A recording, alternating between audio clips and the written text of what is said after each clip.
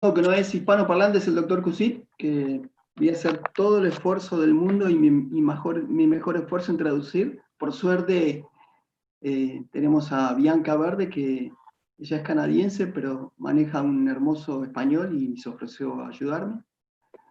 Y ahora les voy a presentar a cada uno. Empezamos por Bianca.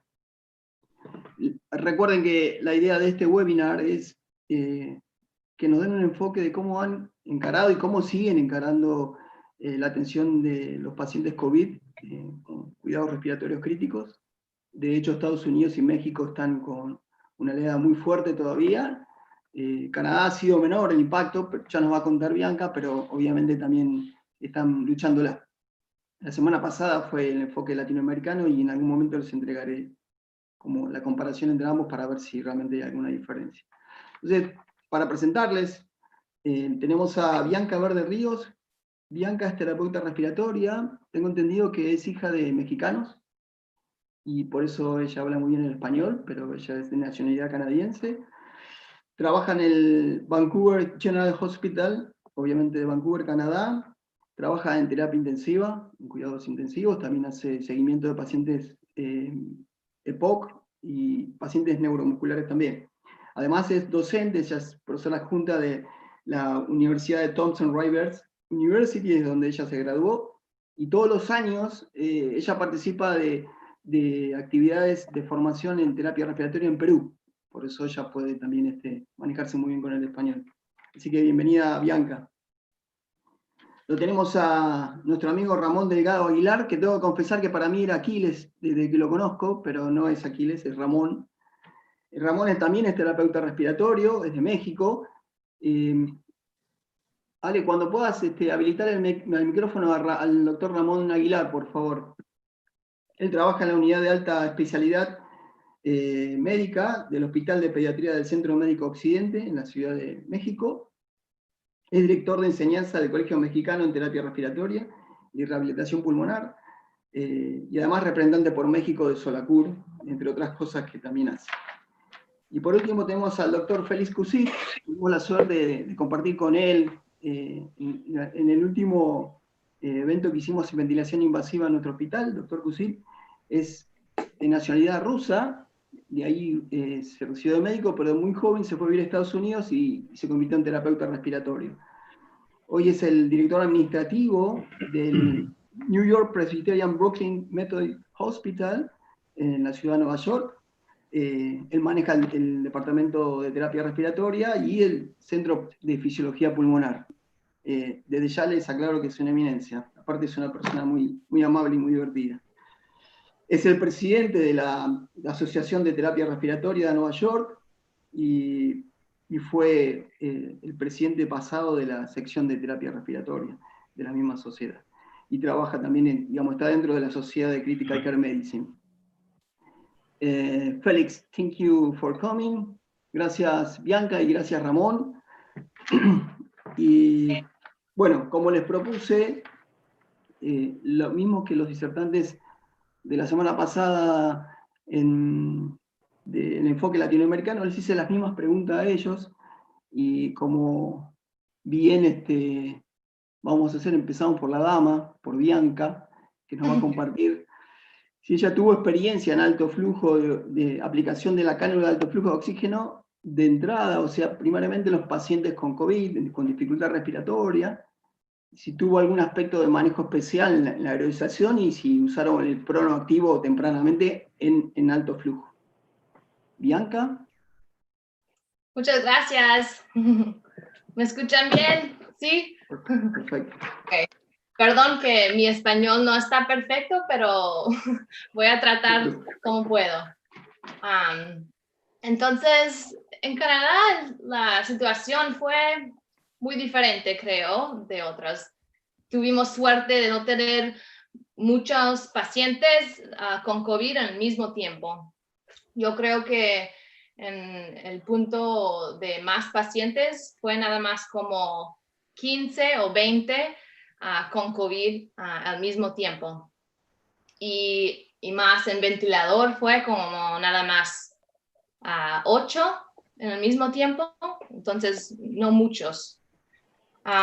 pero por la cánula nasal de alto flujo, al principio no lo usamos casi nunca, porque teníamos mucho miedo de tanto arrolización del COVID. Pero después, cuando ya aprendimos un poquito más sobre que está bien para usar, lo usamos nada más para los pacientes que estaban en la UCI y que estaban en cuartos privados y que necesitaban max oxígeno de 60% de FiO2. Y también cuando entraba a las enfermeras o los terapeutas, tenían protección de respirador, también batas, guantes y protección para los ojos, como aislamiento respiratorio, no sé si así se llaman en otros países. Entonces teníamos mucho cuidado con los pacientes que estaban en alto flujo.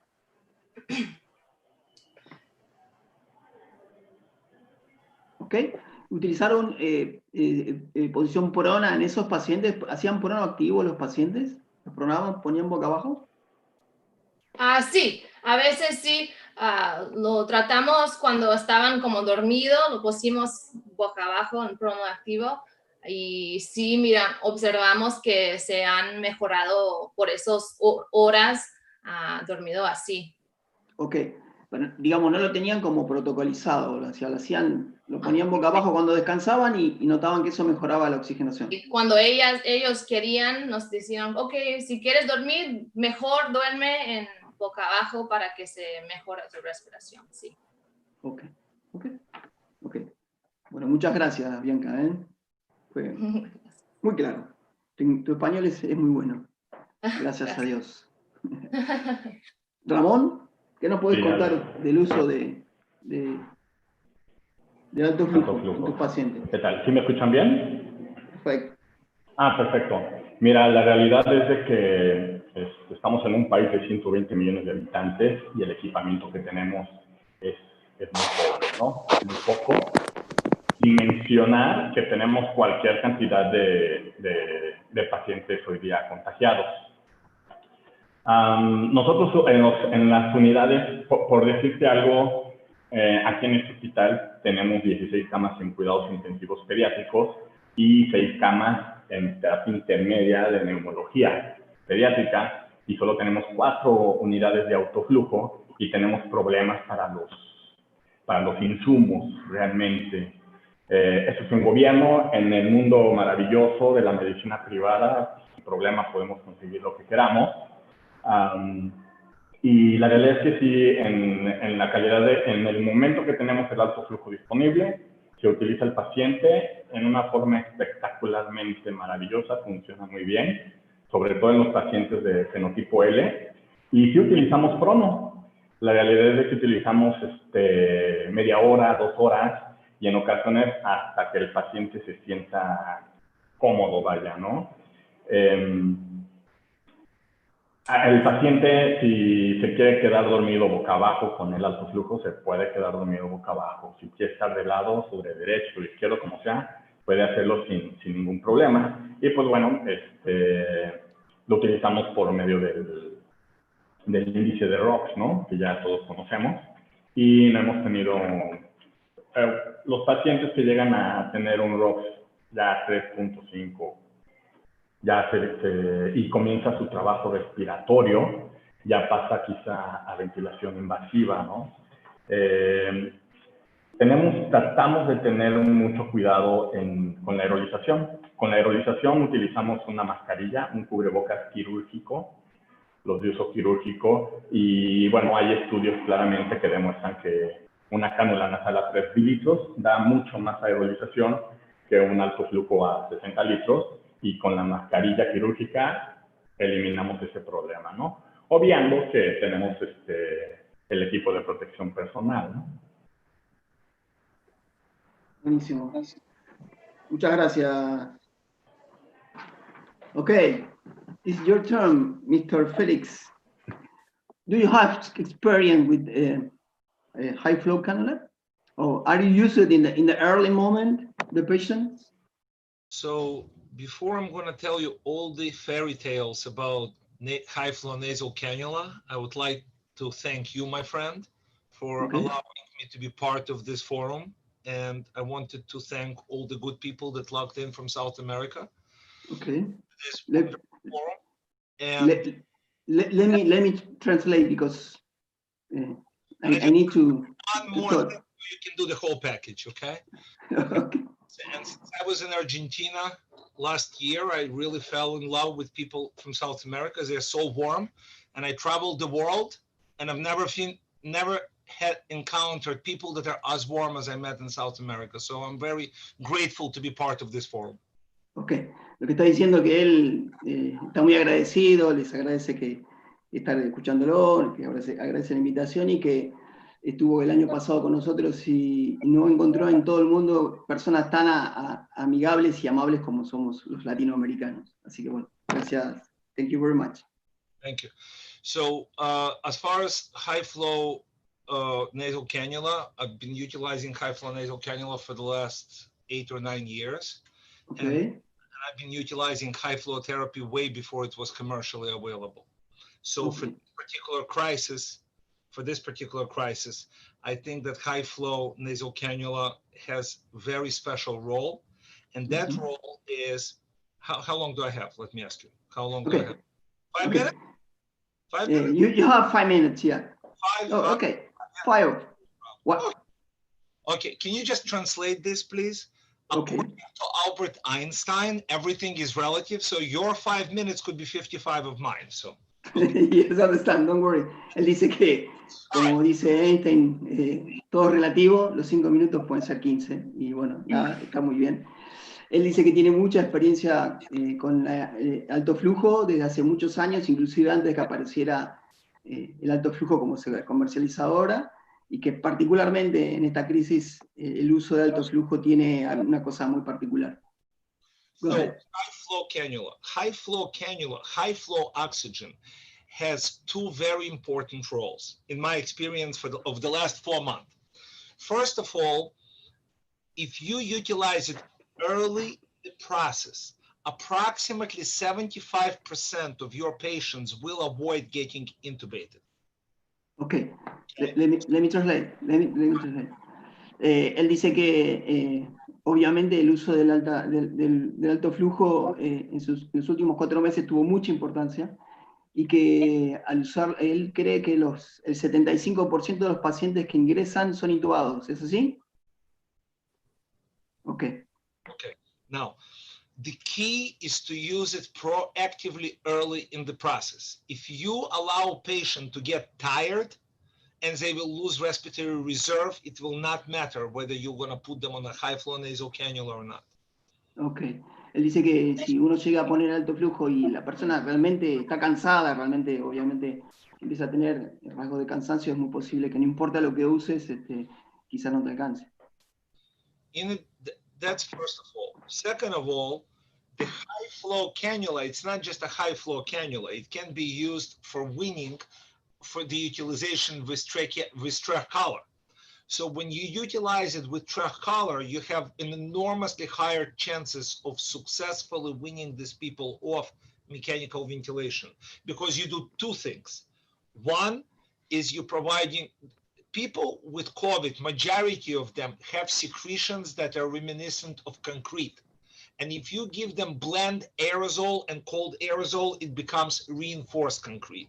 So what you want to do, you want to give them warm and humidified gas to minimize plugging.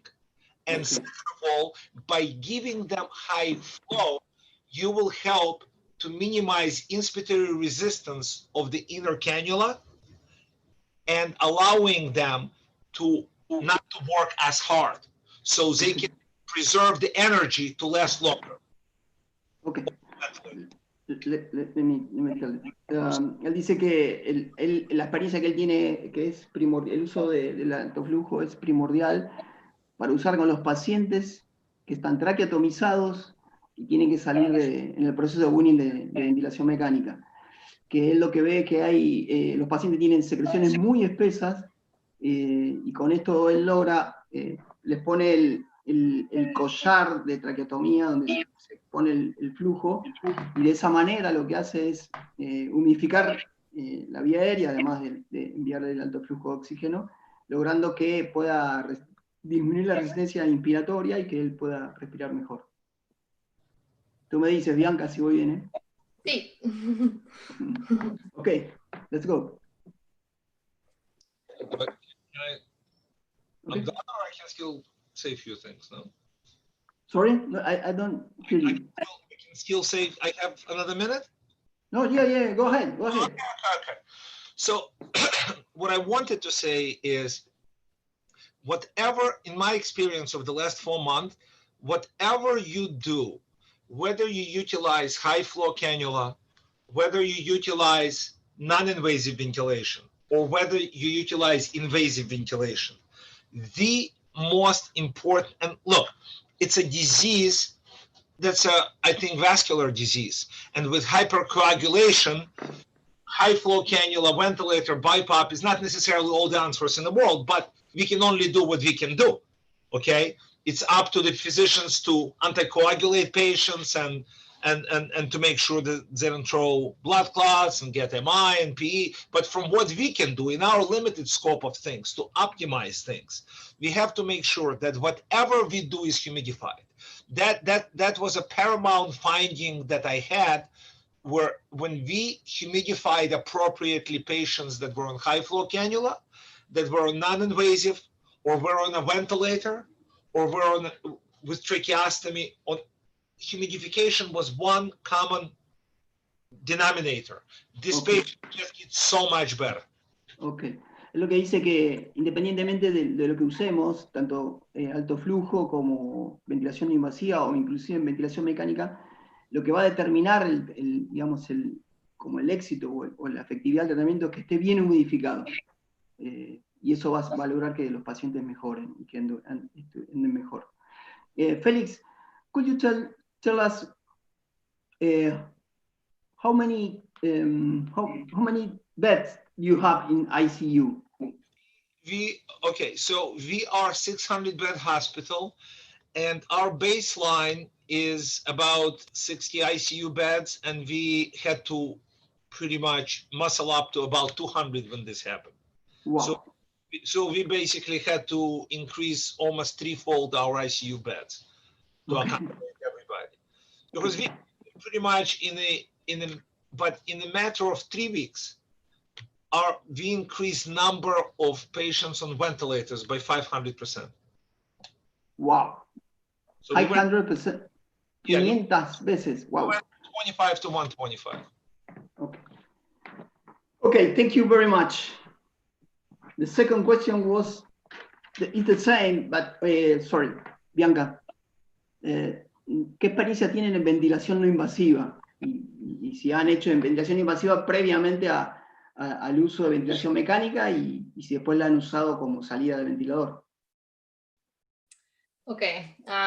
En nuestro hospital tenemos 34 camas en la UCI. 34. Y cuando empezó esto de COVID, hicimos una unidad solamente para pacientes positivos con COVID. Y esa unidad tenía como 30 camas, pero por suerte nunca estaba llena. Okay. Entonces... Bianca, te hago perdón que te interrumpa. ¿En algún región de Canadá el COVID estuvo más fuerte, tuvo más impacto? Sí, por el este, en la provincia de Ontario y Quebec, sí tenían muchos más pacientes. Okay. Como nosotros, los números estaban como en 100 cada día, ellos 500 y muchos más. Ok, sorry. Gracias. Está bien. Entonces, de ventilación no invasiva en nuestro hospital no usamos para nadie con COVID. Pensamos que el riesgo había más que usarlo por los pacientes. Si necesitaban, mejor lo intubamos y ponemos en ventilación invasiva en vez de ponerlo en no invasiva. Okay. También digamos, hasta el momento, si los pacientes que tienen su propia máquina para dormir, nosotros no lo usamos nada más si está necesario, porque también puede entrar con COVID y la aerosolización está mucho, ¿verdad? Ok. ¿Y ustedes tienen habitaciones con presión negativa? Sí, no tenemos muchos, pero en la UCI tenemos como 10, pero esa unidad que creamos de pacientes de COVID, toda la unidad estaba de presión negativa. Ok. Sí, tenemos diferentes zonas calientes donde estaban los pacientes, zonas frías donde pueden entrar doctores y todo para hablar con los pacientes. Ok. Sí. Okay. ¿Y han utilizado ventilación no invasiva para salir de ventilación mecánica convencional? No, Ok. no para los pacientes con COVID. Cánula alto flujo sí, pero no, Ok. no invasivo. Ok. Bueno, muchas gracias, Bianca. Rápido y conciso, muy bien. Ramón, BNI, ventilación invasiva. Pues sorprendido con lo que dice Bianca, ¿verdad? Lo que es la opulencia. Pero bueno, en nuestro país tercermundista utilizamos demasiada la ventilación no invasiva. Bueno, puede ser. Claro, por ejemplo, yo estoy en la ciudad de Guadalajara, Jalisco, México, a 700 kilómetros de la Ciudad de México. Realmente no nos ha golpeado tanto, pero nuestros hospitales en general comienzan a colapsar. Hay hospitales que tienen 200 infectados, o sea, 200 pacientes positivos y 35 intubados, y otras unidades tuvimos que mandar ventiladores para apoyarlos.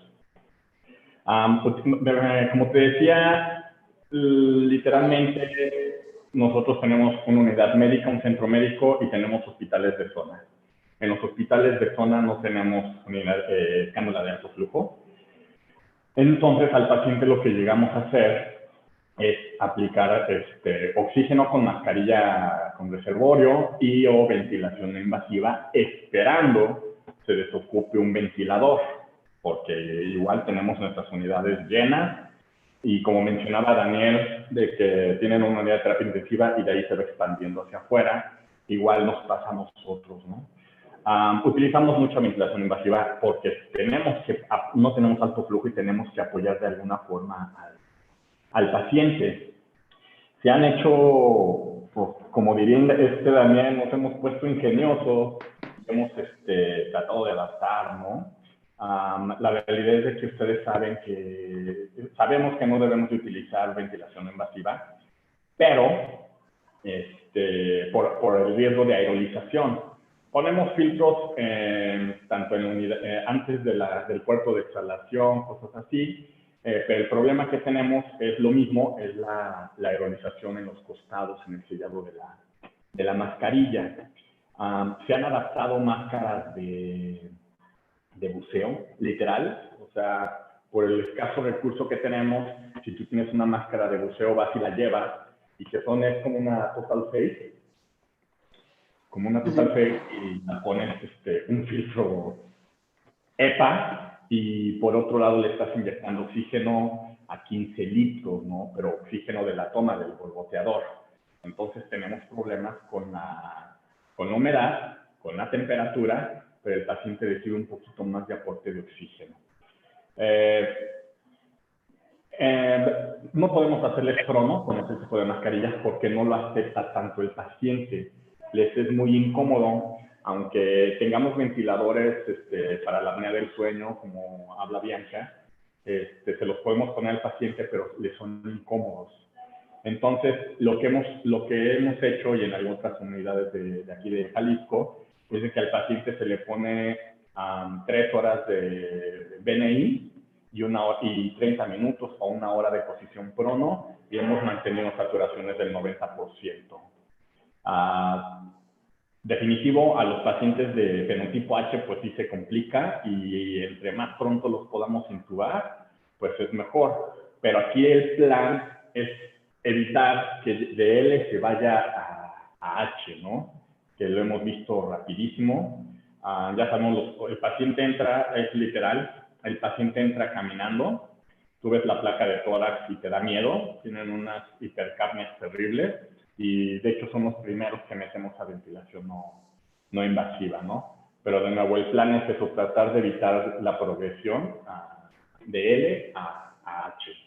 Y la usamos también en el winning. Si de pronto fracasa el winning, si tenemos alto flujo, luego vamos por el alto flujo, pero principalmente utilizamos mascarillas de oxígeno con reservorio, de nuevo por la falta de equipamiento, ¿no? Eso es lo que hacemos, pero sí utilizamos mucho BNI. Ok. Muy bien, muchas gracias, Ramón. Felix, do you have experience in non-invasive ventilation? Very briefly, only for the last about 30 years, you know. 30 años de experiencia, pero hablando, we're speaking in COVID patient, you know. I remember using ventilators with the mask that came from an ambu bag and the strap that came from the EKG machine. So that's okay. But I want to tell you about my experience with non-invasive ventilation with COVID. The reason that high flow oxygen is generally much more advantageous in terms of how many patients avoid going downhill versus non-invasive is not because there is anything wrong with non-invasive. The problem is that when you're utilizing high flow cannula, when the virus stalls, if the virus stalls like a tornado in one location, if it stalls, you still have a chance to help the patient to tie them over. My experience was that if the virus starts to rage, it's unstoppable. It doesn't matter if you intubate the patient, doesn't matter if you give them Lovenox, doesn't matter if you put them on dialysis. If the virus is raging, it's like trying to stop Titanic. But if the virus stalls, high flow cannula does great.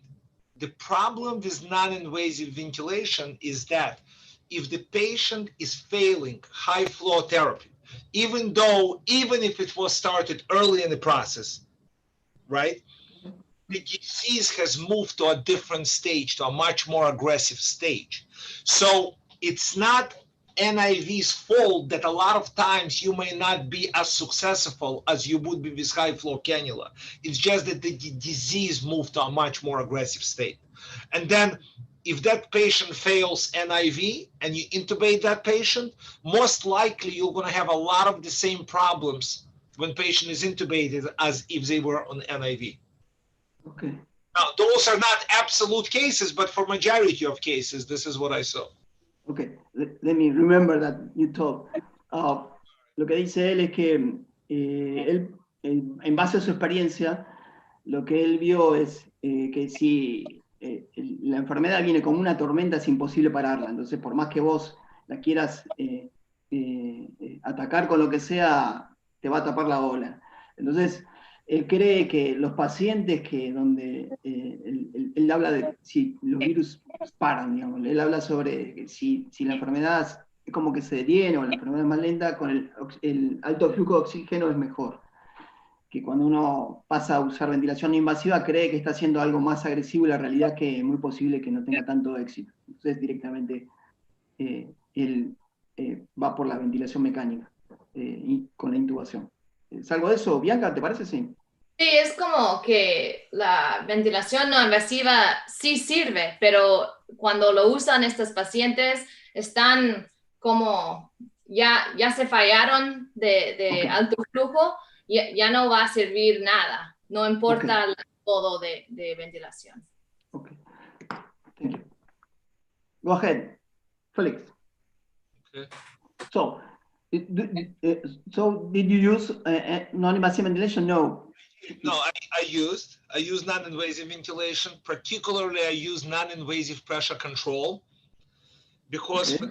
for these patients, because they tended to be sicker patients that failed high flow therapy.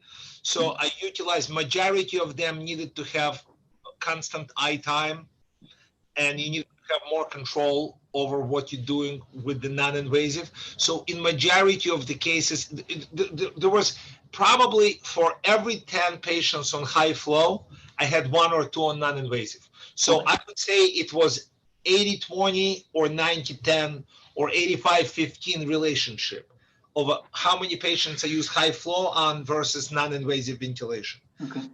And like I said, majority of patients that I used high flow on did well, and majority of patients I did NIV on did not do so well, ultimately. Ok, wonderful.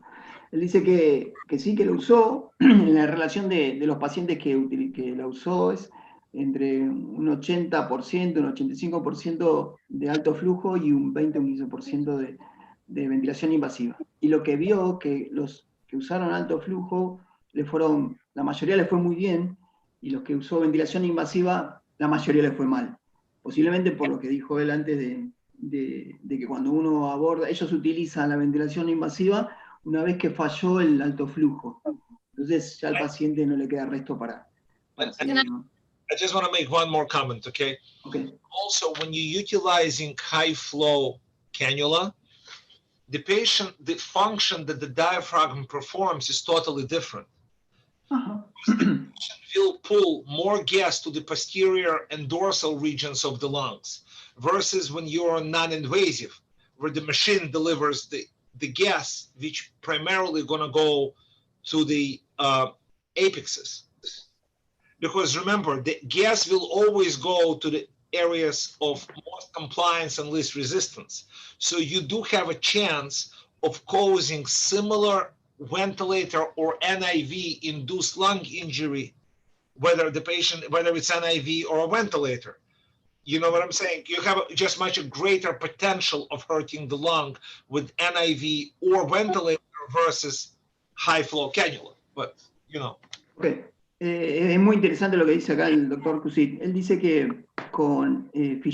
hace como la explicación fisiológica del uso del alto flujo con respecto a la ventilación no invasiva, que como que la pone al mismo nivel de la ventilación mecánica cuando habla sobre lesión pulmonar, que dice que el diafragma y obviamente los pulmones se comportan diferente cuando utilizamos ventilación invasiva y alto flujo. Que el alto flujo reparte mejor el aire y va hacia zonas menos ventiladas de las bases, y con la ventilación no invasiva es como que llega más a los ápices pulmonares y no ventila tan bien. Entonces como que produce más lesión pulmonar como ventilación mecánica, ¿no? Entonces con alto flujo es como que evita esa lesión pulmonar.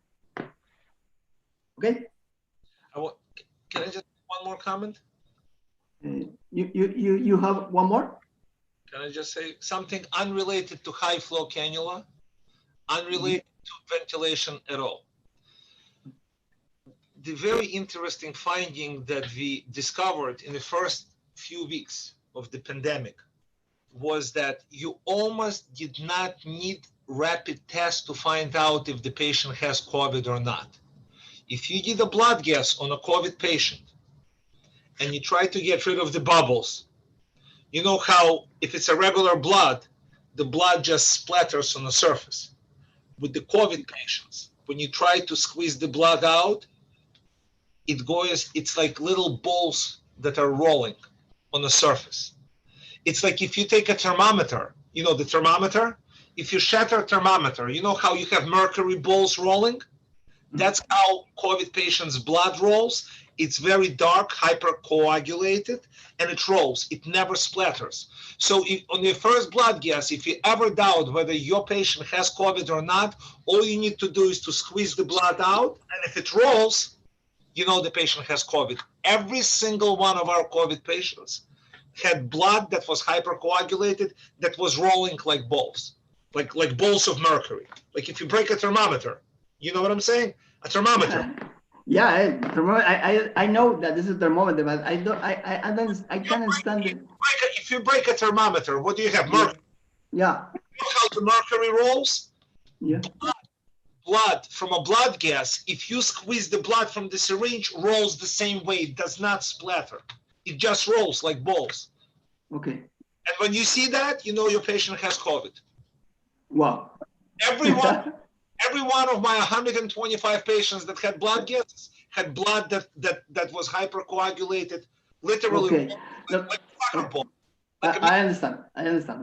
De lo que está diciendo el doctor Cusit, Bianca, corregime por favor, lo que dice él es que cuando, para él lo que vio es que cuando saca sangre para hacer los análisis de gases en sangre, ya la sangre aparece como coagulada, que tiene como pedacitos sin plaquetas, todo como coagulado y en la base. Entonces eso ya determina que el paciente es un COVID.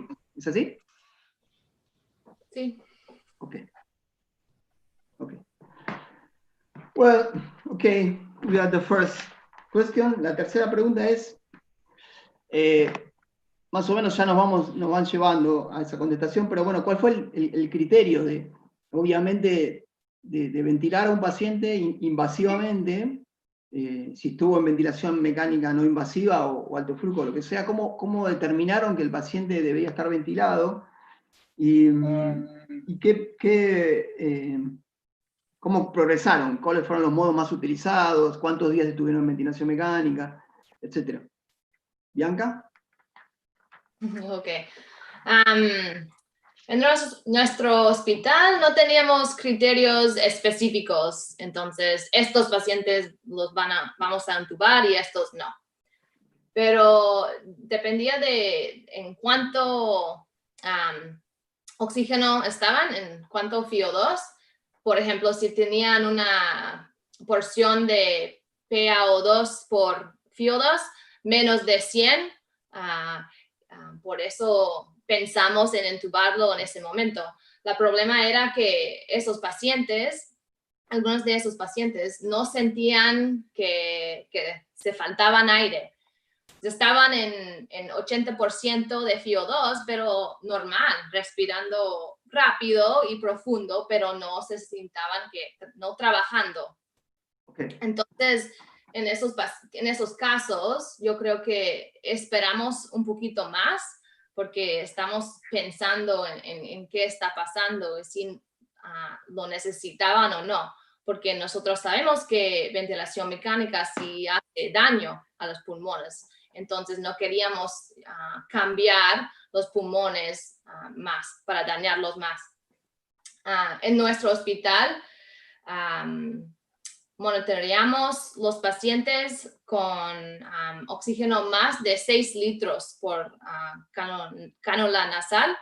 Todos los pacientes en las salas afuera con oxígeno más de 6 litros por cánula nasal, lo metimos a la UCI para monitorarlo mejor, porque nosotros sabemos que fallan muy rápido. Pueden estar en 4 litros y después ya en 100 y ya intubado. Por eso es mejor tenerlo en la UCI, porque teníamos camas y podemos observarlo mejor. Sí, los pacientes, ¿qué más que puedo decir? ¿Utilizaron volume control o pressure control? La mayoría fueron volume control, control de volumen. Okay. Para los pacientes normales. Observamos también como dijo Gattinoni, los fenotipos de LH, sí observamos mucho de eso. Entonces, los que estaban L, los que tienen distensibilidad normal, los pacientes esos lo ventilamos como pacientes normal. No hicimos nada especial por ellos. Y sí usamos el PEEP más alto por ellos. Pero los pacientes que ya estaban como H, el fenotipo de H, sí usamos volumen tidales menos y frecuencia de respiratorio más alto. Entonces, lo mismo como SIDRA, ¿así dice? Sí. Distress, RDS. ARDS, sí. Okay. Más o menos lo mismo. Okay. La única diferencia que observamos es que el PEEP lo usamos más bajo de ellos, de ARDS. Okay. En todos nuestros pacientes hicimos un estudio de PEEP. Entonces, en todos los que tenía COVID, lo ponemos en el ventilador y subimos el PEEP y bajamos el PEEP y miramos cuál fue perfecto para cada uno. No usamos lo mismo para todos. Buscaron lo que es PEEP óptima. Sí, PEEP óptima, Okay. sí. Ok. Quería hacerte una pregunta. Perfecto. No, está bien. Ustedes vieron que tuvieron pacientes que pasaron de, como dijo Batinoni, del L al H o se comportaron y se quedaron en el mismo lugar, digamos. La mayoría de los pacientes observamos que quedaron en L y ya se mejoraron rápido. Okay. Pero algunos sí convirtieron a L a H y yo creo que fue por tanto trabajo de respirar y muchos días en el ventilador, como hace mucho daño. Okay. Y en nuestro hospital pusimos 4 pacientes en ECMO, Okay. oxigenación Sí. extracorpórea, ECMO. Perfecto. 4 pacientes con COVID y nada más uno sobrevivió. Y 2 de esos pacientes sí liberaron de ECMO, fueron ECMO, después se quitó y pone nada más ventilación mecánica, pero después de 2 semanas se convirtieron al H, al fenotipo malo, y fallaron ahí. Y yo creo que se convirtió el pulmón otra vez a ser H y ser malo sin distensibilidad y estaban respirando mucho en el ventilador. Cuando estaba en modo espontáneo en el ventilador, su frecuencia de respiración era como 30 a 40 y ya eso fue muy malo para ellos porque mucho trabajo, mucho daño en el pulmón y no se pudieron mejorar. ¿Y estaban esos pacientes específicamente, estaban hipoxémicos o Sí, mantenían? y ya llevaban como un mes de ventilación y semanas en ECMO y entonces ya no todos. Ok. Te hago una pregunta, me pareció muy interesante de ustedes, los pacientes, vos hablaste sobre lo que se conoce como la hipoxemia silenciosa, ¿no? Los pacientes se sienten relativamente bien, pero desaturan, tienen saturación por debajo a veces hasta de 80 y eso está descrito. Entonces ustedes lo que determinaban eran si el paciente usaba hasta 6 litros de oxígeno, automáticamente lo pasaban a terapia para monitorizarlo mejor, ¿verdad? Ustedes, sí, la pregunta es esta, digamos. ¿Ustedes confiaban más en la necesidad del oxígeno o en el oxímetro de pulso, digamos? ¿Otra vez? Ustedes dicen que los pacientes, para que tengan mejor monitoreo, se utilizan más de 6 litros de oxígeno por cánula nasal, los pasaban a UCI, a terapia intensiva, ¿verdad? A la unidad de cuidados críticos. ¿Qué se fijaban más ustedes? ¿Que el paciente necesitara más suplemento de oxígeno o en el oxímetro de pulso? Yo creo que necesitaba más oxígeno. Okay. Con más oxígeno fue peor. Ok. Muy interesante, ¿eh? Muchas gracias. ¿Y en ventilación mecánica sí utilizaban porono? Sí, mucho. En todos los pacientes lo usaban mucho. Cada 8 horas hasta 18 horas lo usamos prono y observamos que cuando estaban boca abajo, todos se mejoraban. ¿Tanto el L como el H lo han utilizado los dos o básicamente en el H? Más en el H, pero sí también lo usamos en la L. Pero menos horas. Ok. Muchas gracias, Bianca. Ramón.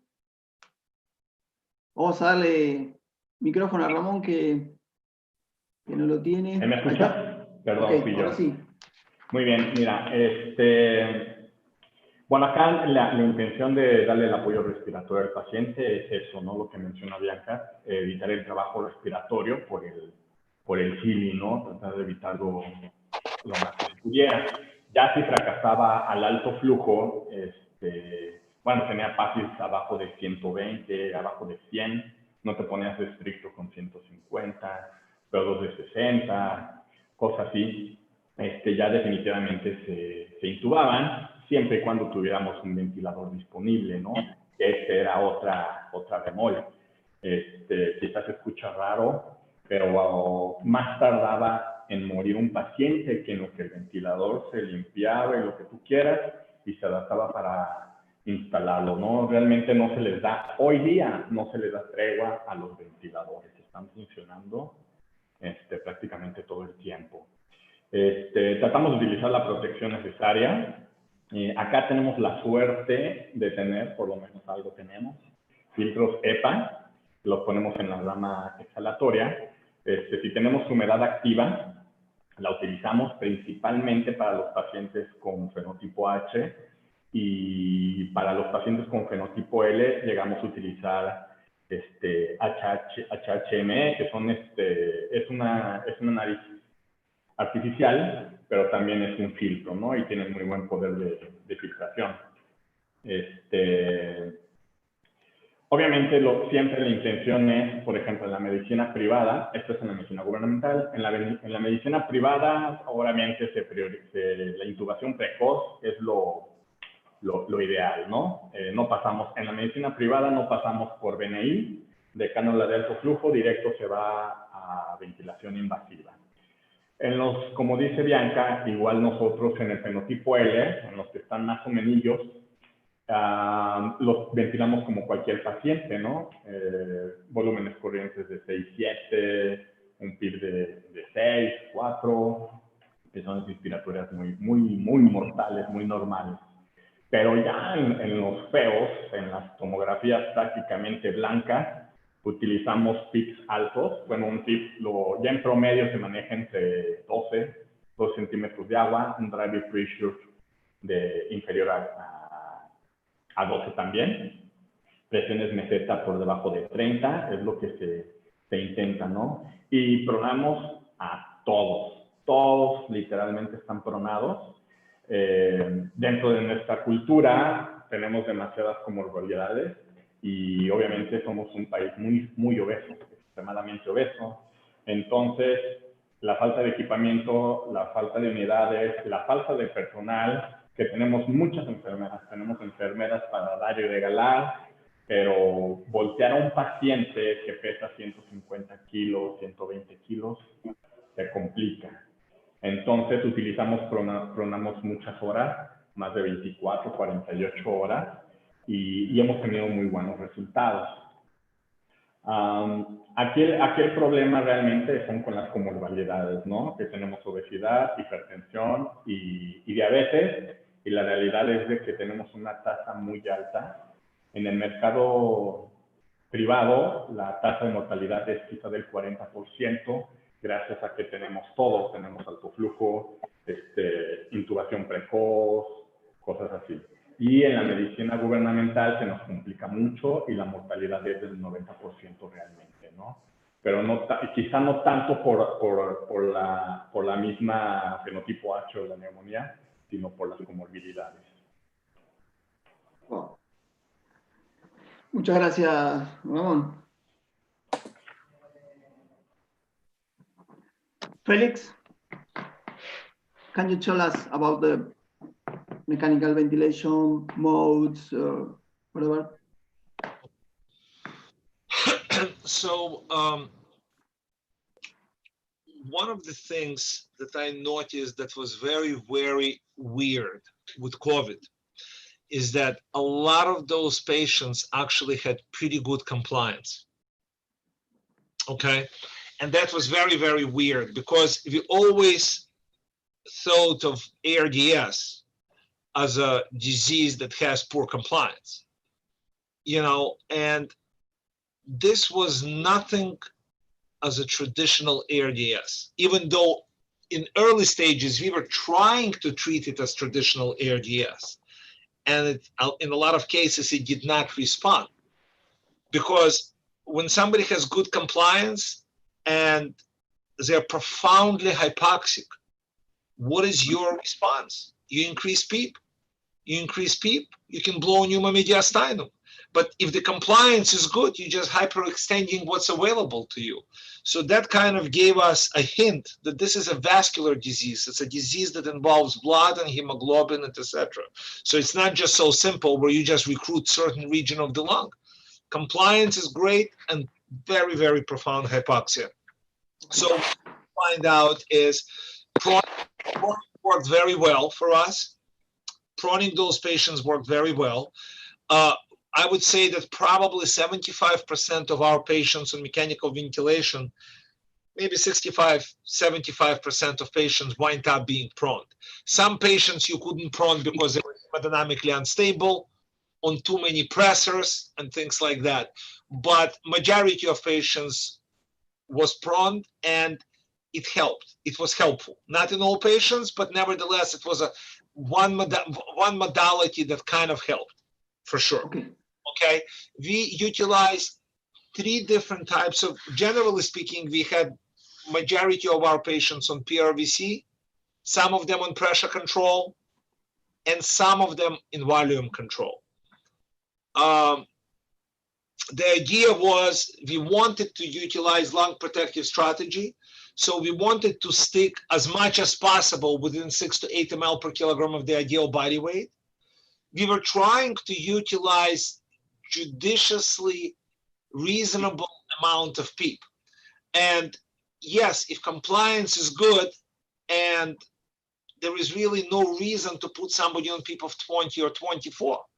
But when patient is prone and your O2 set is 83 and your back is to the wall, you kind of out of desperation sometimes need to increase PEEP because there is just and overextend what's already available to you because there is just, you know, not too many pretty choices.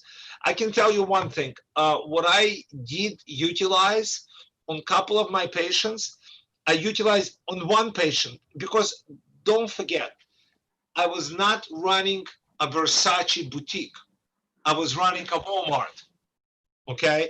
Because we had 500% of the increase of our original baseline in numbers of ventilators. So God bless all my traveling respiratory therapists that came to volunteer from other parts of the country because we would have just died without them. Because this was like a real tsunami and God bless them all. But one of the biggest things that I miss, that I did not have an opportunity to use, particularly in the earlier stages, is the VDR, volumetric diffusive respirator. Okay, it's a very sophisticated technology that can be of incredible use, particularly for the situations where your back is to the wall and there is nowhere else to go. I utilized it one time, non-invasively. It worked great, but I used it only one time on one patient because I did not have enough staff to babysit this thing.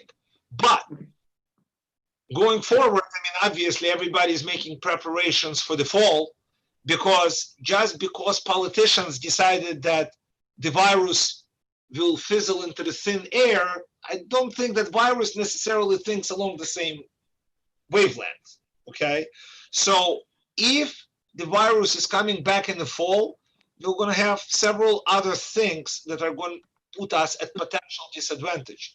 Number one is you can have COVID and you can have flu. You can have COVID and you can have congestive heart failure. And in the fall, because of the changes in barometric pressure, you get a lot of the patients that come in with congestive heart failure. A lot of the COPD patients with exacerbation of COPD in the fall. Okay, and you can have that and COVID, and that combination can be terrible. Now, we were at terrible disadvantage being one of the first in America in New York, where it really kind of started as an epicenter. So that was a disadvantage because we didn't know what to expect, because the reports from Italy and some other parts of the world were intubate early, intubate early, intubate early. But in reality, majority of those patients, 60 to 90% of those patients died. So we realized after a while that if you can do whatever is possible to avoid these people from being intubated, whether it's high flow cannula or non-invasive or whatever, you're great, because once you tube them, majority of these people will die, unfortunately. Okay, so come fall, I am not sure where it will place us for different reasons. When we started in New York, we had travelers, we had volunteer respiratory therapists that came to us from all over the country, God bless them, to help us. However, as you see, the virus spreads throughout the entire United States now. So come fall, I'm not sure if the people from Texas or Louisiana or Kentucky would be able to come to New York because they have fire in their own state. And I hope that I'm wrong. I want to be wrong. Because if I'm not wrong, the future doesn't look extremely promising, I must say. Okay. Well, let me translate the whole presentation. Sorry. Ok. Déjenme retomar de dónde empezamos. Le pregunté sobre ventilación mecánica. Lo que han hecho es mucha prono. En el 75% de los pacientes hicieron prono. Se ha ido muy bien. Han usado 3 diferentes tipos de ventilación de modo ventilatorio. PRBC, pressure control y volumen control. Obviamente dependiendo de lo que respondía el paciente. Han utilizado ventilación protectiva permanentemente con 6 mililitros por kilogramo de peso de volumen corriente. Una PIP razonable es lo que ha encontrado y lo que le pareció muy raro, pero muy raro, porque las primeras noticias que venían era que esto era un distrés respiratorio, y la realidad es que el distrés respiratorio se acompaña de caída de la compliance, y él encontró que muchos pacientes de estos tenían una compliance pulmonar aceptable, entonces no hacía necesario utilizar tanta PIP, entonces la PIP era razonable, que es lo que explicó también Bianca, la necesidad de medir la PIP óptima para no dañar más a los pulmones. También el doctor Philippe Cusit es experto en IPV, en ventilación percusiva intrapulmonar, que digamos, la evolución de la IPV, nosotros tenemos IPV en el hospital y nos ha ido muy bien, es el VDR, que es el sistema de ventilación que adopta en conjunto IPV y alta frecuencia, ¿no? Y que si uno lo utiliza tempranamente puede mejorar a los pacientes. Se lo usó en un solo paciente, en otro momento lo podemos invitar para que nos explique bien, nos cuente muy bien de qué se trata, pero básicamente lo pudo utilizar en un solo paciente que le fue muy bien en forma no invasiva, pero necesita de mucho monitoreo, entonces no tenía el personal suficiente y preparado para poder hacerlo. Recuerden que su unidad aumentó 5 veces más. Él pasó de tener creo que 20 y pico de camas a 130 en un par de semanas. La disponibilidad obviamente de ventilación mecánica la tiene, pero la realidad es que la aumentó y tuvo la suerte en algún momento de que recibiera ayuda voluntaria de terapistas respiratorios, con lo cual pudo abordar a los pacientes en general. Pero ellos tienen lo que nos pasa también a nosotros, que en realidad en nuestro medio lo que hemos visto es que el COVID no está conviviendo con otros gérmenes como la influenza o el sincicial. Bueno, la realidad es que están todos guardados en sus casas y hace que esto baje mucho el periodo de contagio. Y ellos tienen miedo, digamos, de que puedan convivir, porque allá no hay, digamos, aislamiento obligatorio, entonces se les suman esas cosas. Y eso empeoraría con las patologías crónicas, ¿no? Como el EPOC y eso. Pero lo que ellos se dieron cuenta y coincidían con los registros de Italia y de Europa es que el 60% de los pacientes que eran ventilados tempranamente se morían. Y eso tiene que ver con lo que explicaba Gattinoni, ¿no? De los dos fenotipos, ¿no? Que si uno ventilaba tempranamente a los del fenotipo L, es muy posiblemente murieran por el efecto de la ventilación mecánica, porque estos pacientes tenían más afectación hipóxica, ¿no? De caída de la oxigenación. Y lo del fenotipo H sí requiere ventilación mecánica y es una cuestión más vascular y produce un tipo de parecido al distrés respiratorio y a veces con no tanta necesidad de PIP.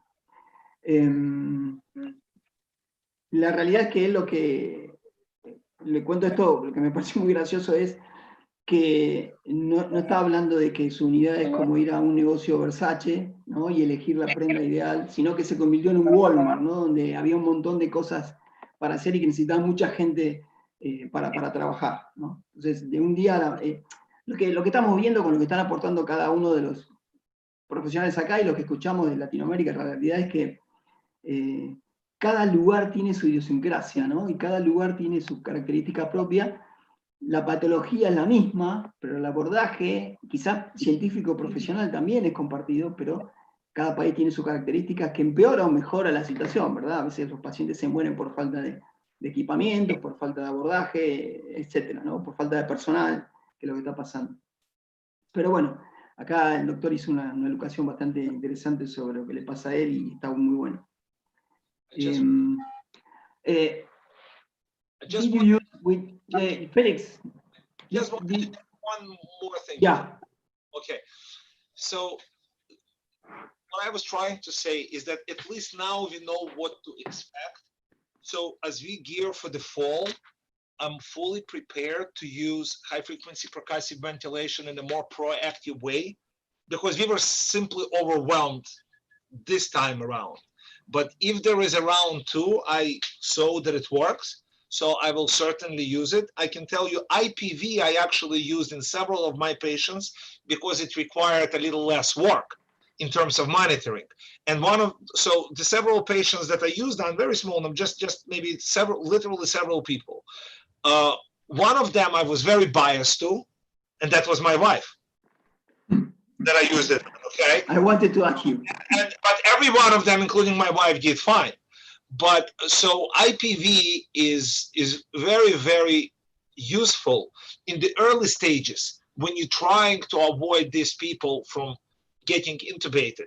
And yes, I would have patients on high flow and getting IPV at the same time. It's not mutually exclusive, totally fine. They have high flow cannulas, they hold just like you would hold a nebulizer, and it percusses the chest wall, helping to remove some of the secretions and recruit some of the regions of the lung. So that was very useful. But again, I was very overwhelmed with sheer numbers of intubated patients. So in the beginning, strategically, we kind of put more energy into patients that need to be intubated to deal with, rather than patients that we were trying to avoid. Later on, when we realized how many of patients are dying with mechanical ventilation, we realigned to give more attention to patients from getting intubated. And I think that in that particular group of patients, that would be extremely, extremely helpful therapy. Okay. Él dice que tiene que confesar que la señora de él tuvo con COVID positiva, lo tuvo en la casa, y utilizó IPV con ella y le fue muy bien. El IPV se puede usar no invasivamente y utilizarlo con alto flujo. El IPV lo que hace es mejor reclutamiento alveolar y mejora las secreciones y la salida de las secreciones, con lo cual los pacientes se sienten mejor y que él cree que también lo ha usado con otros pacientes, pero cree que sería muy bueno poder utilizarlo y muy fácil utilizarlo en estos pacientes. Thank you very much. The last question is, la idea es que nos cuenten cuánto fue la duración de la ventilación mecánica, ¿Cómo fue el proceso de llegar a la extubación, el proceso de weaning y el proceso de extubación? Si hubo algo en especial que hacer o lo hicieron de la misma manera que con otros pacientes. ¿Bianca? Ok. Para llegar al weaning, nosotros lo hicimos lo mismo que el resto de los pacientes. Los que duraron menos tiempo en el ventilador, los fenotipos L, duraron menos tiempo, entonces salieron más rápido. La única cosa que observamos es que cuando cambiamos al modo de control, al modo espontáneo, observamos que la frecuencia de respiración del paciente estaba mucho más alto. Entonces, era normal de respirar en 35 por minuto. Y eso, estamos, no sé cómo se decir. In English. In English. With those patients, we were trying to decide whether we had to resedate them or to let them keep breathing at that rate and just trial extubation. Ok. Ellos le hacían la prueba de ventilación espontánea, ¿es así? Y veían cómo era la frecuencia respiratoria y decidían o tolerarla o utilizaban ventilación invasiva o no. No invasiva, Okay. Nada más. Cánula de alto flujo o normal, sí. Ok. Sí. Sí. Una cosa también de nuestro hospital es que no hicimos traqueotomía muy temprano, porque todos tenían miedo de hacerlo en la sala de ok, en la unidad de cuidados críticos. No iban a quirófano. Sí. Okay. Entonces eso es lo que fue peor de nosotros, de no hacerlo muy temprano, porque yo pienso que había mejor de hacerlo temprano para reducir la resistencia del tubo y para facilitar el weaning mejor. Okay. Como porque cuando los pacientes hacen mucho trabajo de respirar, hacen más daño a los pulmones y eso fue peor para ellos. Ok. ¿Cuándo es el momento, cuál es el momento de traqueotomía temprana para ustedes? En nuestro hospital es normal después de 1 o 2 semanas ventilado de hacer traqueotomía. Pero en estos pacientes con COVID esperamos más tiempo. Sí. Okay. ¿Y cuánto duró en general la ventilación mecánica en estos pacientes de COVID? En general, yo creo los que mejoraron rápido o que los que la mayoría es una semana. Sí, en una semana. Okay. Pero los que estaban en ECMO o otras maneras, estaban en el fenotipo H, duraron más. Ok. Podían llegar hasta un mes, por lo menos, a veces. Sí. Wow, ok. ¿Y eso sí los traqueotomizaban? Sí. Ok. Sí. ¿Y la traqueotomía se la hacían en la misma habitación del paciente? Sí. Como nosotros teníamos esa unidad de COVID, lo podíamos hacerlo ahí con toda presión. Sí. Ok. Muchas gracias. Y utilizaban, discúlpame Ramón, una preguntita más, Bianca, ¿utilizaban mucha FIO2 con los pacientes o dependía de cada paciente? Depende de cada paciente, pero la mayoría sí lo usamos muy, muy alto. También en nuestro hospital tenemos óxido nítrico inhalado. Entonces, en esos pacientes que usaban mucho FIO2 y estaban en PIPs alto y ya estamos desesperados, también usamos óxido nítrico. ¿Y funcionó? Inhalado, sí. Pero no sabemos si sí sirvió mucho, pero lo usamos porque lo teníamos y ya estamos desesperados. Claro. Ok. Muchas gracias. Ramón. Bueno, ya mencionamos, ¿no? Más o menos cómo se manejaban ventilatoriamente. Iniciamos con los fenotipo H con ventilación con volumen y conforme iban progresando, pasaban a ventilación controlada por presión y se hacían las típicas pruebas de extubación, pues, ¿no? Que si tienen un Packer de 200, un Pipon One bueno, hacíamos con el mismo ventilador la prueba de respiración rápida, y cuando todo iba bien, nos íbamos a CPAP con presión de soporte, ¿no?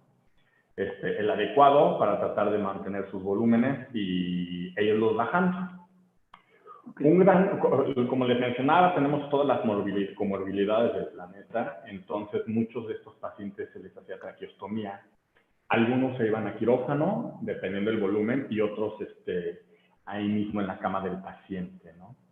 Principalmente los fenotipo L, que no llegaban a H, pues por lo regular salían relativamente rápido, 7 días, 10 días, pero ya los graves, que son la gran mayoría que tenemos, pues sí se van arriba de 25 días, y entonces ya cuando sabíamos que estos iban a durar mucho tiempo, se decidía hacer la traqueostomía, ¿no? O sea, te podría decir que pacientes que en una semana ya eran candidatos para traqueostomía porque veíamos que su evolución iba a ser larga, ¿no? Muchos pacientes salieron con traqueostomía. No hacíamos prueba de fuga para extubar por el riesgo de la aerolización.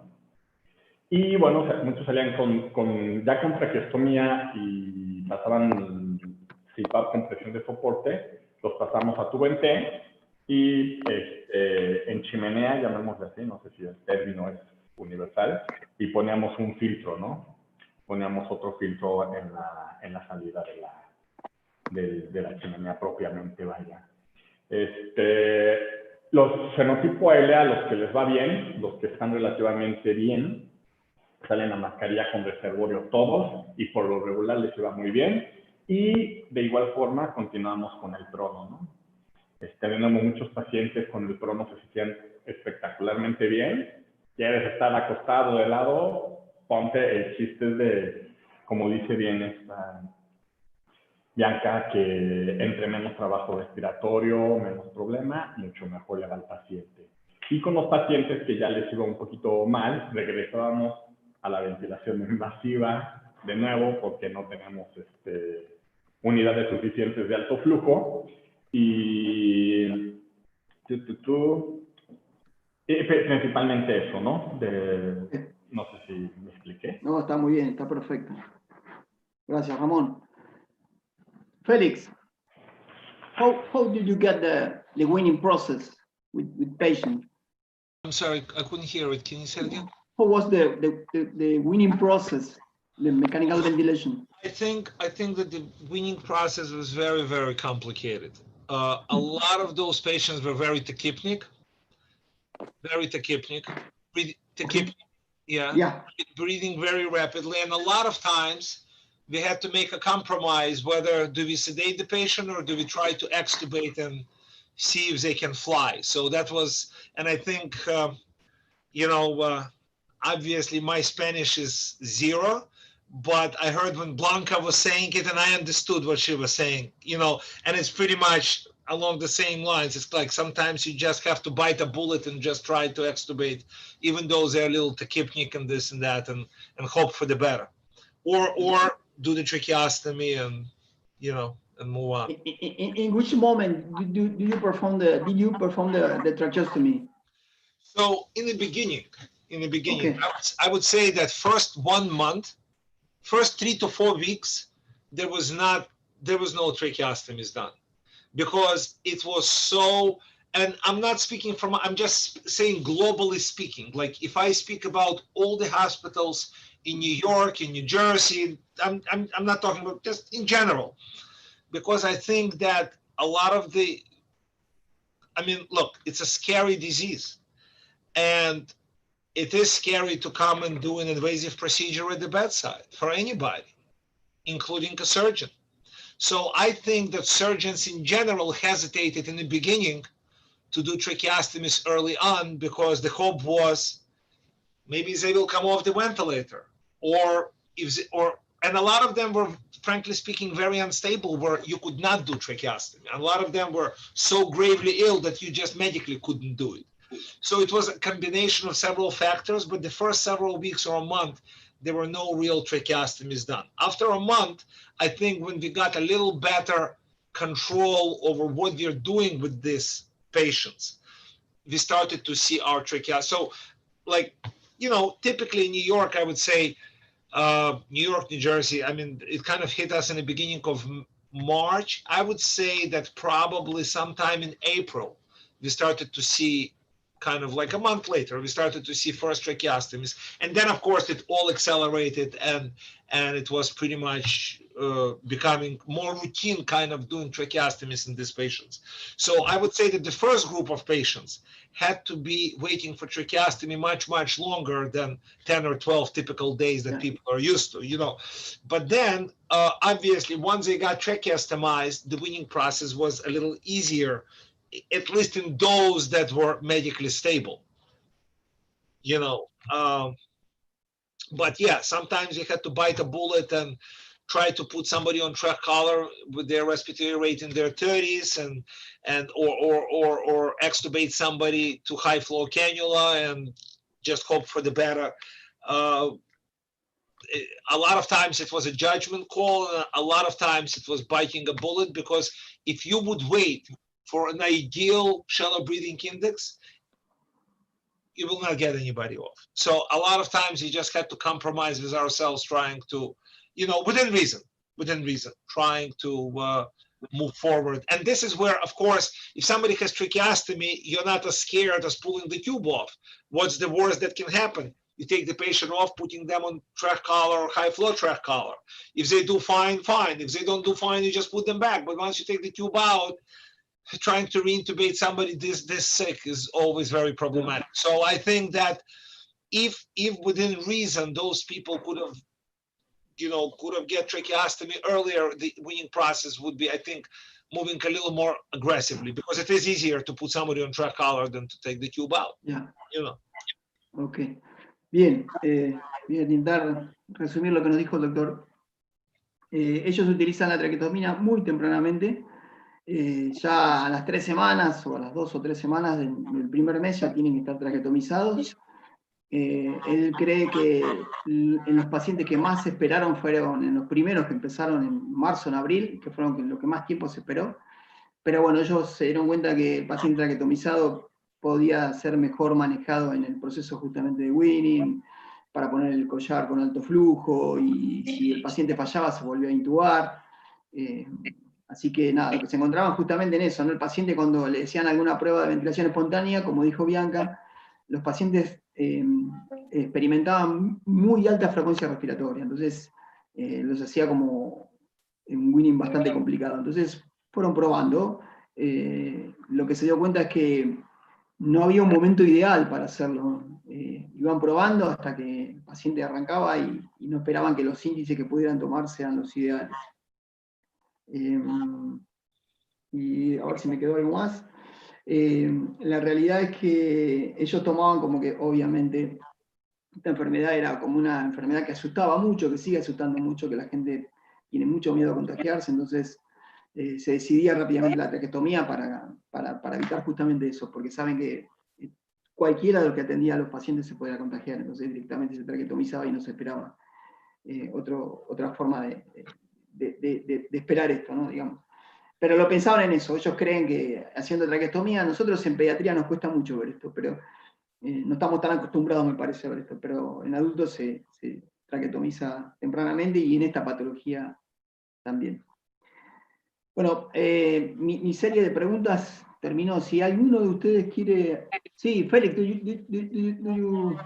you wish to... I used to have senior moments. Senior moments? Senior moments, I forgot some. No, go ahead. No, go ahead too. I No. just wanted, I'm sorry. I forgot one. I'm getting too old, so I forgot something. I'm sorry. Yeah, this is a senior moment. That is a senior moment. Now, I used to have senior moments. Now I have senior minutes. Okay. So this is very, very important. When you put those patients on a ventilator, if you do need to intubate them, you need to put them on heated wire circuit. It's a must. It's a must. You will get completely different level of success. You want to put them on a real critical care ventilator that has dual limb. You don't want to put them on just something that you have gravely ill patients. You cannot take somebody who is gravely ill and put them on a ventilator that's best suited for home care stable patient. Okay. So Okay. that was, I can tell you that vast majority of my patients that did do well were on real critical care ventilators, and every one of them was on heated wire, absolutely. Ok. Él dice que, se olvidó decirnos algo muy importante, que hay una cosa muy crítica que va a llevar al éxito, que acompaña el éxito de estos pacientes, sobre todo en estos pacientes, es que utilizar el sistema de cable calefacción de las ramas del respirador, de los tubos del respirador. Que eso hace justamente la diferencia, que si la humidificación es servocontrolada, hace que el paciente tenga mayor posibilidad de éxito. Thank you very much. Ok, mis preguntas terminaron. Si alguno desea hacer alguna pregunta, lo puede escribir y yo se la puedo transmitir a los disertantes. Bianca, Ramón, solo unos minutitos más y lo dejamos libres. Kusit, Felix, Yes. give me 5 minutes more and then let you free, okay? Just That's okay. That's okay. people maybe has question. Okay.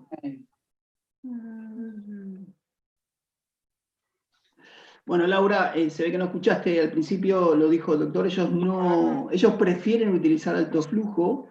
El doctor Kusit dijo que no, prefieren alto flujo y no ventilación invasiva, creen que el alto flujo trabaja más fisiológicamente que la ventilación invasiva, la ventilación invasiva para ellos hacen tanto daño como la ventilación mecánica, entonces prefieren utilizar alto flujo, que si el paciente es un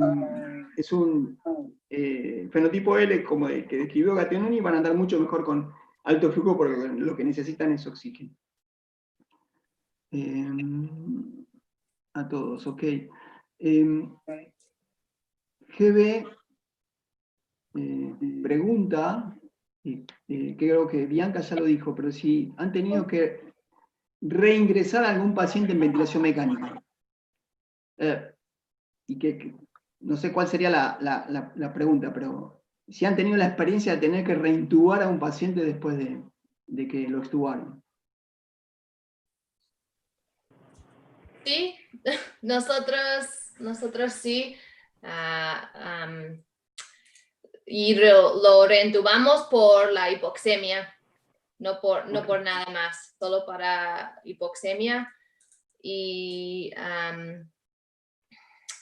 trabajo respiratorio también, porque cuando estaban ventilados por dos semanas, ya sus músculos estaban dañados también, ¿verdad? They're weak, débiles, ¿verdad? Débiles. Okay. Y tal vez si lo extubamos y todo estaba bien por 1 o 2 días, pero ya empezaron a fallar por ser muy débiles en cuidados intensivos por mucho tiempo. Entonces, a veces teníamos que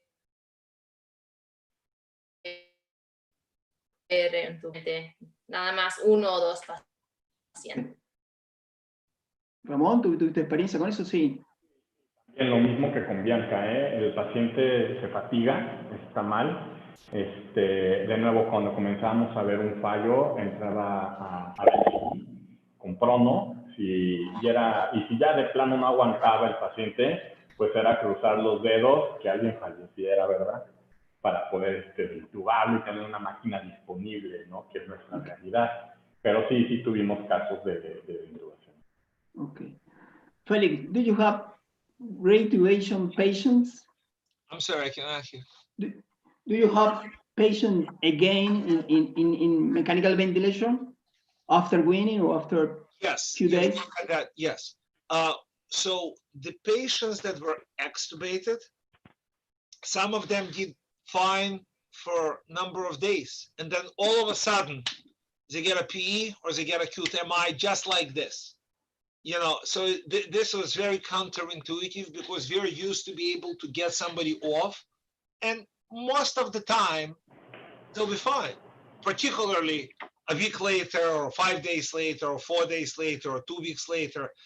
These patients, some of them look great a week later, getting ready to go home, and then all of a sudden something catastrophic happens out of nothing.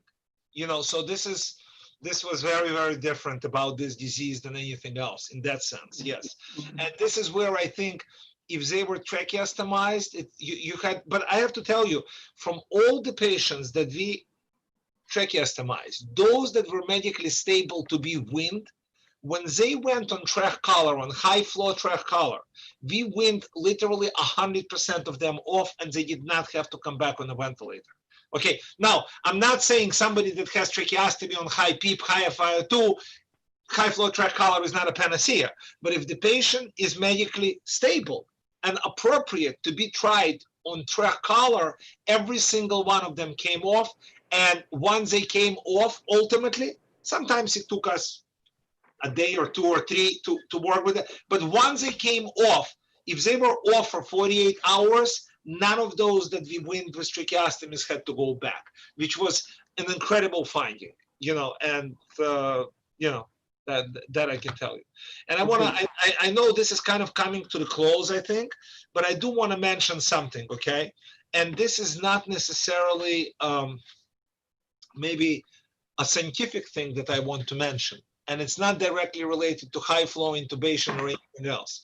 But in doing this for 33 years, okay, doing this for 33 years, I can tell you, I always used to say, I never had more than 4 jobs, and I never had less than 2, okay? So I've been doing this for a little while. I had never seen the level of collegiality and the level of collaboration between disciplines as I saw during this pandemic, where respiratory therapists, nurses, physicians, biomedical staff, because remember, you need biomed to help you with all the equipment to be put together and everything. Procurement are the people that are going to get you supplies. If you don't have supplies, you have nothing, right? Radiology staff, laboratory staff. Everybody really, really worked as one family. This was like a World War III, and everybody were a soldier in the front line. And you know, some of those soldiers lost their life to save a life. We actually had 5 respiratory therapists that died in New York City as a result of COVID. Died, 5 died, and I had 20% of my staff sick with COVID. Because if you're a respiratory therapist, as important of a role as everybody played, particularly doctors and nurses, but respiratory therapists take care of 100% of COVID patients. If you're a doctor or nurse, you will have, especially during pandemic like this, you will have majority of your patients with COVID. But we had every single one of them. From the time that we tried to avoid an intubation, with aerosolized procedures, with intubations, with extubation, with weaning. So this is, you know, if somebody was ever looking for a great, safe occupation, I don't think that's the one. But if you're in it to save somebody's life. So I'm forever grateful to everybody in the hospital, because everybody came together truly as a family during this time of crisis. And I'm forever grateful to my colleagues, 5 of them that lost their life trying to help others in New York. Okay, thank you very much. Bueno, voy a intentar traducirle todo lo que dijo el doctor. Sí, ellos han tenido pacientes, él ha tenido pacientes que se reintubaron, aquellos más o menos como lo que contó Bianca también, pacientes que salen bien, que parece que están bien, pueden estar 3, 4, 5 días, inclusive hasta que se pueden pensar que pueden irse a la casa, pero inmediatamente empiezan a tener hipoxemia y tienen que volver a intubarse. Y ellos es donde vieron que el éxito de tener la traqueostomía, que hacía más rápido, digamos, más cómodo y más fácil poder conectarlos otra vez al ventilador. Pero lo que sí vieron es que a los que les ponían alto flujo con el collar de alto flujo en la traqueostomía, esos pacientes, la mayoría anduvo muy bien. Y después contó, bueno, cada uno cuenta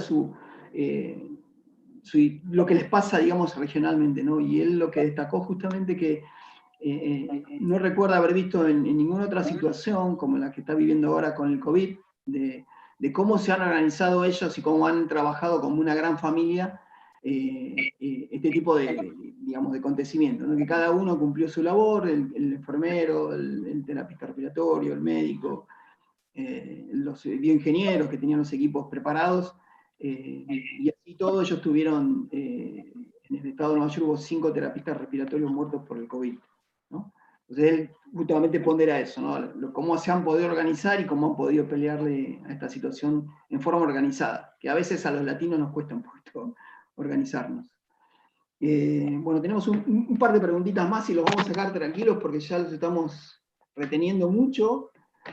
Lisette Andrade pregunta si tuvieron algún caso de paciente con neumotórax o neumomediastino con cánula de alto flujo. ¿Y cuánto tiempo recomienda mantener el alto flujo antes de pensar la ventilación mecánica? La realidad que yo te voy a contestar la segunda parte. La realidad que no es una cuestión de tiempo, sino es una cuestión de cómo reacciona el paciente y cuáles son el monitoreo fisiológico que vos le haces al paciente. Si el paciente no responde al alto flujo, puede ser que no te dure ni un minuto, ni media hora, ni 3 horas. La realidad va de acuerdo a eso y no tiene, digamos, sentido en relación al tiempo de paciente. La pregunta ahora para ustedes, Bianca y Ramón, es si vieron algún paciente en alto flujo que tuvo neumotórax o neumomediastino. Nosotros no, nada más había una paciente que tenía fístula broncopulmonar, bronchopulmonar fistula, Okay.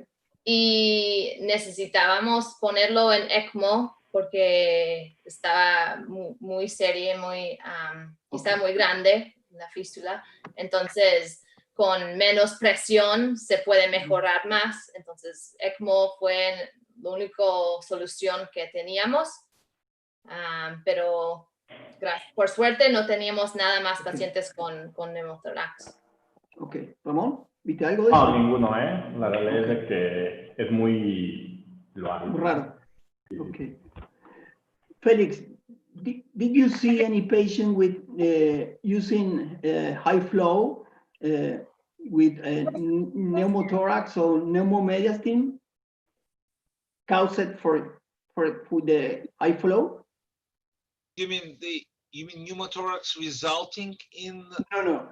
The high flow cannula cause Patients that would have chest tubes and stuff like that? Yeah, if using high flow cannula, you develop pneumothorax. You said using. Sorry, my English. Say it again. If you see some patient using high flow cannula, yeah, oxygen, and with this therapeutic, you produce a pneumothorax, a damage in the pulmon, in lung. So you mean, I want to make sure I understand it. I'm sorry. So you mean if somebody was using nasal cannula that resulted in high flow cannula that resulted in pneumothorax, or just somebody who had pneumothorax utilizing high flow cannula? Yeah, the last one. Yeah. We had several patients that utilized. Really? Yeah, not too many. I mean, we had few people. I mean, if you have a chest tube. No. Without chest tube. No. Oh, without chest tube, no. Only we had several patients that had chest tube because they had a pneuma before. Okay. Before. And they would get high flow, but no. If they didn't, no. If they did not have chest tube, no. Okay. That's clear. It's clear. Okay. Usaron alto flujo o ventilación no invasiva en habitaciones sin presión negativa? Sí, ahora sí podemos usarlo en cuartos nada más privados, con puerto, pero sin presión negativa, porque en urgencias, sala de urgencias, nada más tenemos 4 salas con presión negativo, entonces ahora sí podemos poner los pacientes con BNI o con ventilación invasiva en esos cuartos. Nada más cuando entran las enfermeras o nosotros tenemos que usar todo el equipo personal. Okay. ¿Y en qué momento creen ustedes que el personal se contagia más? ¿Con alto flujo, ventilación invasiva o ventilación mecánica? Yo creo es con ventilación no invasiva, como hay más aerosolización, y con ventilación mecánica invasiva el circuito está todo completo, hasta que no se quiebra el circuito. Yo creo que está bien. ¿Ramón? Ramón, ¿qué piensas? Sí, perdón. ¿Dónde se contagian más? Mira, la realidad, bueno, si ponemos cánula de alto flujo BNI o ventilación invasiva en BNI, por lo que les comentaba, el problema que tenemos con la fijación de la mascarilla. Podemos poner filtros EPA, podemos poner filtros en todos lados, antes, después del puerto de exhalación, lo que tú quieras, pero el problema es el fijarlo, ¿no? Nosotros no tenemos gran problema con ventilación invasiva porque tenemos circuitos cerrados, tenemos circuitos EPA, tenemos toda la protección. Yo creo, si me lo permites, que pudiera haber más riesgo de aerolización con los pacientes con cánula nasal o mascarilla con reservorio, ¿no? Que se la pueden estar tosiendo, se puede complicar porque al final con alto flujo, como ya lo habíamos mencionado, ponemos mascarillas quirúrgicas y eso nos minimiza esto, ¿no? Pero no recuerdo si fue un artículo italiano o chino, hablaban del riesgo de contagio del personal sanitario, era el quitarse el equipo de protección, ¿no? No es nada fácil, la aerolización, y si no tienes el completo que vas encapsulado, por llamarle de alguna forma, toda la aerolización que te pueda quedar fuera en la cara, oreja, cuello, eso pudiera ser un problema si no tienes el cuidado adecuado. Bueno, muy bien. Yo creo que ya estamos en tiempo. Les agradecemos mucho su participación. La verdad que nos han dado su tiempo y sus conocimientos. Estamos muy contentos. Gracias por compartirlo y por estar ahí y aguantarnos. La verdad que fue un placer. Felix, thank you very much. Always a pleasure to see you and hear you. So we talk maybe every day, but see you. It's a privilege, and I really thank you so much for inviting me, and I thank everybody for participating. It was wonderful. Thank you. Thank you very much. Thank you very much. Thank you. Bueno, gracias a todos. Gracias, Bianca, por favor. Gracias por tu hospitalidad y por tu gana de colaborar. No te usé demasiado en el inglés. Me defendí bastante bien. Hiciste muy bien. Dale un saludo a Mike, por favor. ¿Okay? Sí, por supuesto. Muchas gracias. Un gusto. Ramón, gracias. Nice to meet you, Felix. Okay. Para mí vas a seguir siendo Aquiles, así que gracias. Listo, Gus. Master. Muchas gracias a todos.